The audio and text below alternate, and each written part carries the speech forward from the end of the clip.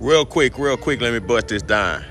All right, y'all. So I'm gonna share some things with y'all real quick. If you really want to learn the Bible, if you really want to learn it, I'm gonna show you a couple of things real quick. First, you need to understand the whole reason that we should be reading the book. That's what you should understand. That's when I teach people, that's the first thing I teach them. What's the whole reason we should even be reading this? What's the value in it?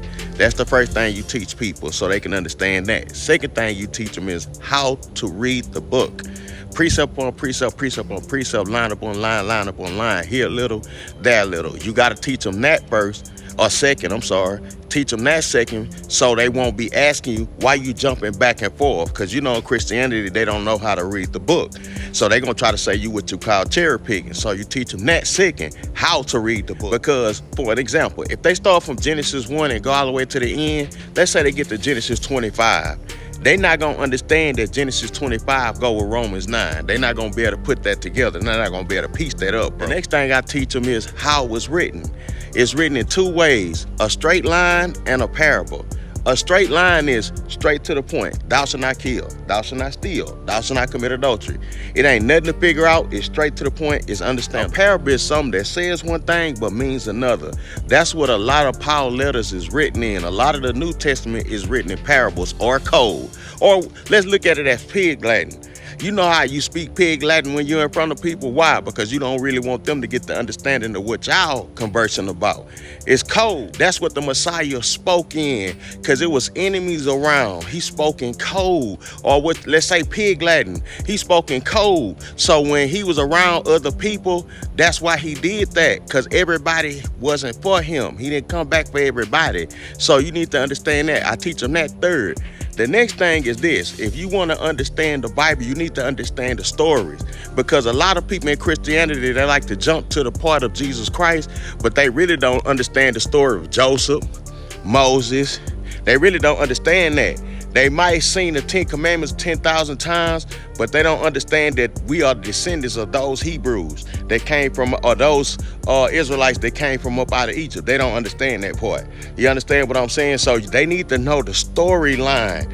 You can tell somebody don't know the storyline of the Messiah, because when they come out and say, well, Jesus Christ came for everybody, XYZ, he died for everybody. That's how you know for a fact they don't know the story of the Messiah when he walked the land, bro. They don't know that, because if they did, they would know he was not dealing with everybody. He didn't deal with the Romans. When he held up the money, he said, what's Caesar's render to Caesar? The Romans, they believed in Caesar. They didn't even know who that was.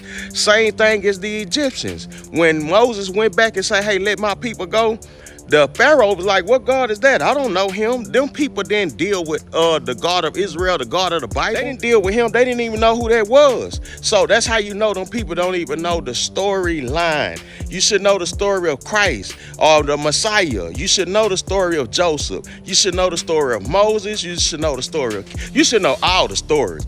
But for sure, you should know the story of King David, Moses. If you don't know the story of Moses, you fried. Joseph, the story of Joseph, the story of King Solomon, and the story of Christ, bro.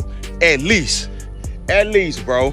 At least you should know them for sure. But you should know all the stories. The story of Hosea, the story of Paul, the story of Matthew, the story of John. You should know the story of these people. So when you read the Bible, you should watch the story of these people. So when you go back and read the Bible, you can picture what you reading. A lot of our people can't picture what they reading. That's why they can't put two and two together. You understand what I'm saying? For a prime example, he will read them Malachi 3 and 8. Will a man rob God? They don't know that that's Malachi talking to Israel. He ain't broke that down. He read Malachi 3 and 8 to people for tithes money, right? Well, tithes was only given to Israel in the old law. That's one. Two is this, Malachi talking to Israel. So when you do read Malachi 3 and 8 and you try to get them people tithe money, that is not for non-Israelites. That's Malachi talking to Israel when he's talking about tithes. If you trying to bring that out for tithes, which that's not what that means. But if you did try to bring that out for that, you should know they don't even know that's Malachi. They ask somebody to go to church on Sunday when you read Malachi 3 and 8, hey, who is talking and who is he talking to? You giving your money away when they read that scripture? Can you at least tell me who talking and who he talking to, since you're giving your money away when he read that? You don't even know who talking and who he talking to, but yet still he used that to get your money, fam. It's disgusting.